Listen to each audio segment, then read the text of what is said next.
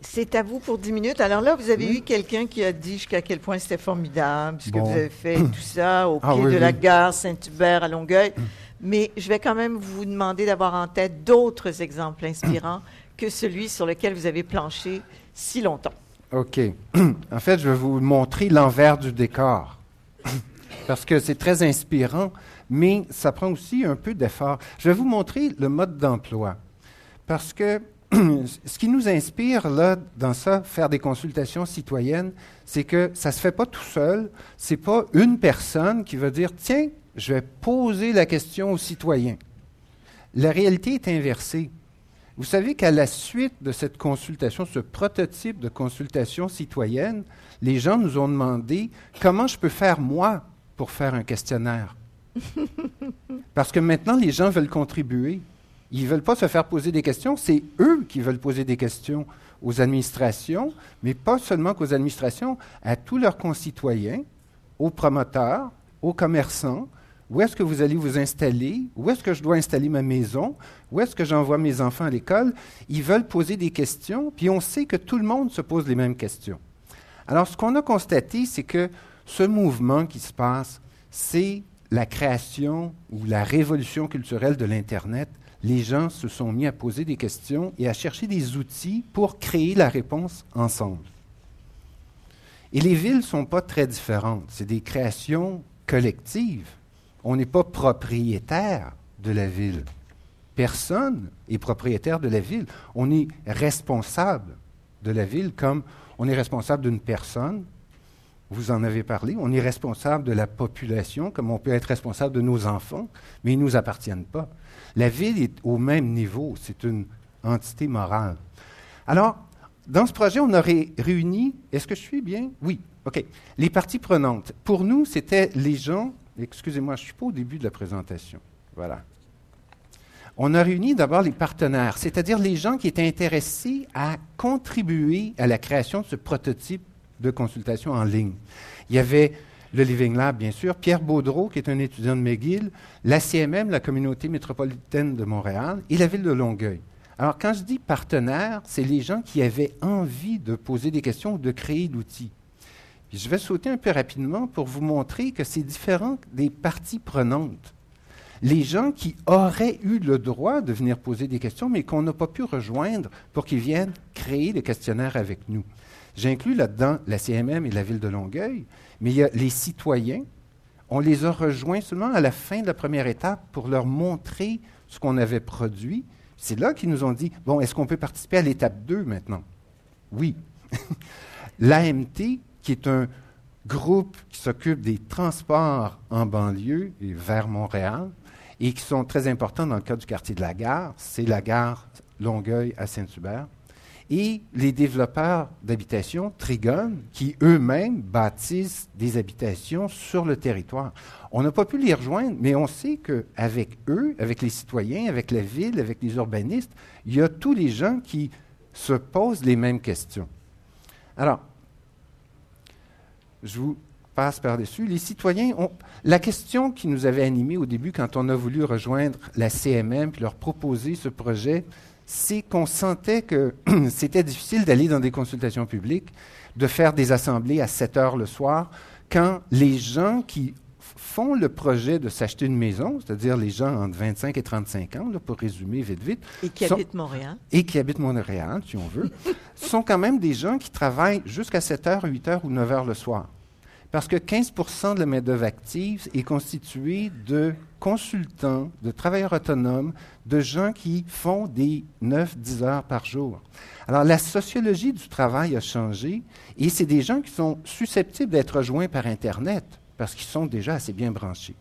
Fait qu'on approchait la CMM en leur disant, bien, peut-être qu'une consultation en ligne d'un genre nouveau permettrait d'avoir plus de participation. Du côté de l'AMT, bon, ils ont des plans de développement, mais leur réseau ferroviaire est un réseau qui fait concourir les gens des banlieues vers le centre-ville de Montréal. Ce n'est pas un réseau qui permet de faire le tour de toutes les banlieues de Montréal. Ça viendra peut-être, mais pour l'instant, ce n'est pas le cas. Donc, ils ont des budgets limités, ils ne peuvent pas réaliser nos rêves, ils doivent faire des choses avec les réseaux de train qu'on a hérités du 19e siècle, figurez-vous. C'est quand même C'est quand même un problème de base. Ils avaient le plan de réaménager la gare à Longueuil et la ville de Longueuil s'est dit, je vais en profiter pour créer autour de cette zone-là plus de densité urbaine, plus d'habitation, de commerce, de tout ça, avec l'impulsion du plan d'aménagement de la CMM. Maintenant, comment faire comprendre ça aux citoyens qui vont, dans les années à venir, être invités à acheter des propriétés dans ces zones-là qui n'existent pas encore? Alors, pour l'instant, les acheteurs de maisons se disent « je suis un acheteur de maison » et ils regardent ce qu'il y a comme maison, puis ils disent « c'est soit un condo, soit un bungalow », mais c'est ce qu'ils veulent acheter puisque c'est ce qu'ils trouvent. C'est comme les SUV. GM dit « les gens veulent acheter des SUV », mais la réalité est un peu différente. Il n'y a que des SUV à acheter si vous regardez le nombre de modèles produits par l'industrie nord-américaine de l'automobile. 75% des modèles produits sont des SUV. Alors, les gens en achètent. C'est la même chose pour l'industrie de la construction. Actuellement, ils font des condos et des bungalows, mais ce n'est peut-être pas le modèle d'habitation qu'il faut pour les 30 prochaines années. Ça se peut que les familles changent complètement. Et on aura hérité de ces modèles d'architecture. Alors, la CMM était intéressée à nous faire explorer comment montrer ces choses-là aux citoyens et aux gens. Je passe par-dessus les habitations de Trigone. Les gens de la ville de Longueuil nous ont fourni alors des données sur le territoire à développer. Et ces données, elles sont complémentées par des logiciels qu'on trouve en ligne qui nous permettent de mesurer l'indice de proximité d'une zone, peu importe où on se trouve dans le monde. L'indice de proximité WAC-score, ça vous dit quels sont les commerces et les institutions à proximité d'un point géographique. Donc, combien de temps ça va vous prendre pour vous rendre à pied dans votre voisinage pour utiliser ces services-là. Ça complète beaucoup les données d'urbanisme parce que les urbanistes, pour produire ça, il faudrait qu'ils passent des semaines maintenant. Alors qu'il y a des applications pour faire ça très facilement maintenant. L'étude, c'est le plan d'aménagement urbain et périurbain de la CMM. Ça consiste donc à redensifier l'habitation, les services, à procurer des services de transport là où on habite, à rapprocher l'emploi du lieu d'habitation de façon à raccourcir les déplacements. Et la ville de Longueuil, elle avait des données comme des plans de cadastre, des photos satellites, tout ça. On a dit, OK, on a tout ça, mais on n'a pas besoin de tout ça. Google Earth fournit les photos satellites gratuits. Alors, utilisons ça, on va faire une économie. On a planché avec les urbanistes et les gens de la ville de Longueuil à poser des questions sous forme de questionnaire. Vous savez que c'est difficile de faire un questionnaire, hein? Est-ce qu'il y en a qui ont déjà essayé SurveyMonkey ou des choses comme ça? Oui. C'est tout le monde maintenant est devenu un sondeur potentiel. Bravo. Mais faire un sondage, c'est pas si facile que ça. Ça prend, en fait, beaucoup. C'est un arbre logique, puis vous allez arriver avec toutes sortes de. Vous n'arrivez pas à des conclusions, hein, vous arrivez à des données, des points de données.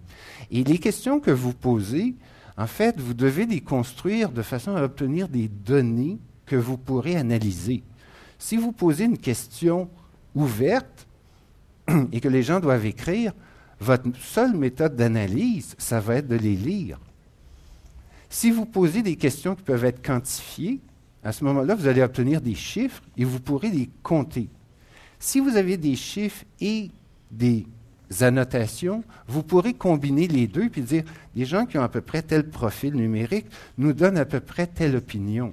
Ça pourra vous permettre de vous faire une opinion. Mais je dirais que ça prend beaucoup de sondages avant d'avoir l'art de poser les bonnes questions. C'est un peu comme la philosophie. Il faut s'habituer à poser des questions. Nous, on avait comme défi que plus les gens posaient des questions et qu'on leur donnait comme possibilité de voir l'architecture que prendrait le quartier, plus ça nous créerait une lourde charge de travail pour créer des modèles 3D pour représenter le quartier.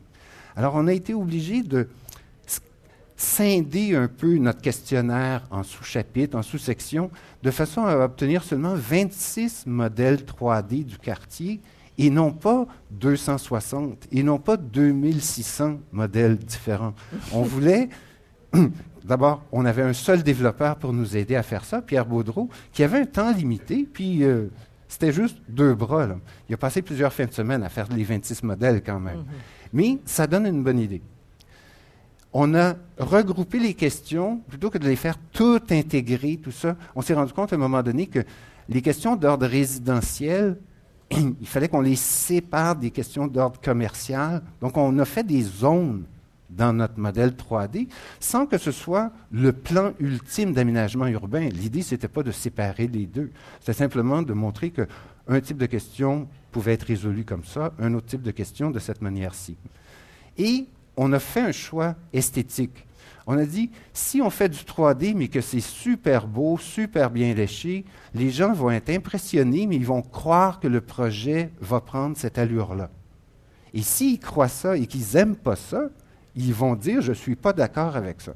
Ce n'était pas le but, on était 1 an ou 6 mois en amont de la réalisation de toute maquette. Alors on s'est dit, on va faire des blocs, tout simplement. Ça va être très simple, des gros blocs Lego, puis voici ce que serait un quartier résidentiel, mais non pas le style de ce quartier résidentiel. Finalement, je vous montre pour ceux que les applications intéressent, que ce sont tous des technologies pratiquement gratuites, là, Apache ou JavaScript. C'est des choses que des millions de personnes connaissent et peuvent utiliser. Puis quand je dis des millions, je suis sérieux. Si vous cherchez un intégrateur web à Montréal, vous avez probablement la possibilité d'en trouver parmi 10 000 personnes, peut-être 20 000 personnes sont intégrateurs web à Montréal, sans qu'on le sache. Là. Alors, c'est une ressource très, très bien distribuée. Les résultats, bon, il me reste au moins 4 minutes, 2 minutes, c'est très bien. Le kiosque est là-bas, vous pourrez venir voir. Je vous montre les résultats rapidement. C'est que ça permet de savoir, bon, d'où provenaient les gens. On leur demandait, donnez-nous votre code postal. Question ouverte. On pourrait aussi leur demander, donnez-nous votre adresse IP, et puis on saurait précisément d'où ils viennent. Géographiquement parlant, c'est une chose. Démographiquement parlant, vous allez obtenir des résultats selon les questions que vous avez posées ou selon les croisements d'informations que vous êtes capable de faire avec les données de Statistique Canada. Mais c'est incroyable tout ce qui est possible de faire avec ça. Il ne faut pas en avoir peur.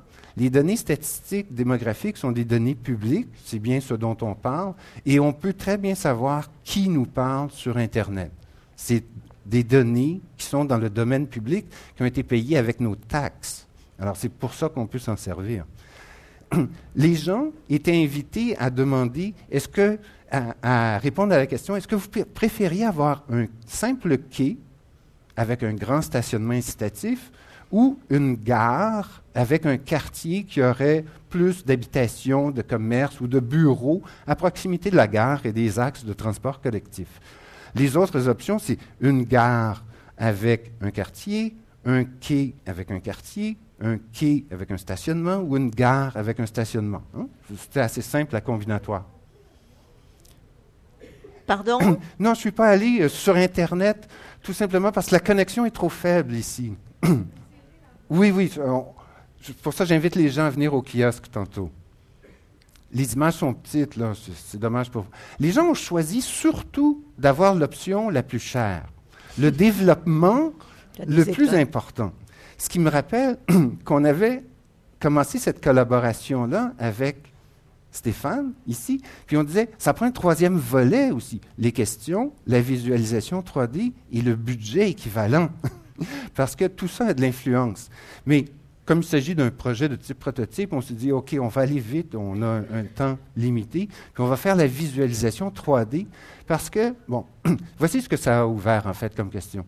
Si 8 promoteurs veulent présenter des projets aux citoyens et qui peuvent les ramener dans la même grammaire visuelle, dans Google Earth ou un autre environnement, puis qu'on regarde ça, puis qu'on dit, bon, maintenant, je ne suis pas impressionné par l'esthétique qu'on a mis à faire ces maquettes hyper léchées, mais qu'on peut comparer les projets les uns avec les autres dans le même environnement, à ce moment-là, on a un point de vue très différent sur la chose. On dit, est-ce que ça me sert à quelque chose? Parce que l'aspect esthétique est un peu gommé.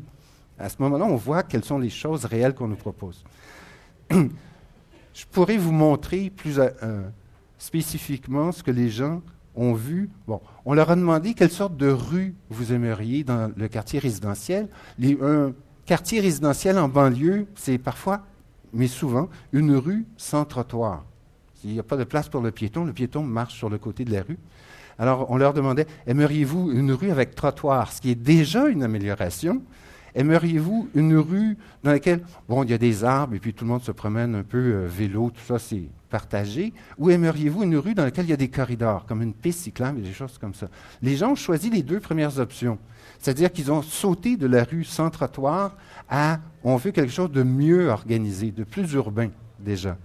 Et les types d'habitations qui leur étaient proposés, c'était pas « voulez-vous avoir des bungalows », c'était « voulez-vous avoir des habitations en hauteur, mais de hauteur variée ou de hauteur uniforme ».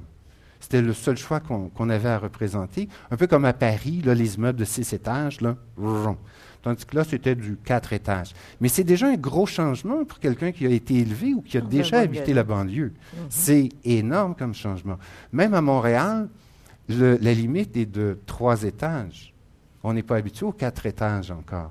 Il y en a qui ont construit du 4 étages, mais on n'est pas tout à fait habitué. Ce n'est pas répandu partout. Ça se peut qu'on arrive à du 4 étages à Montréal pour densifier un peu.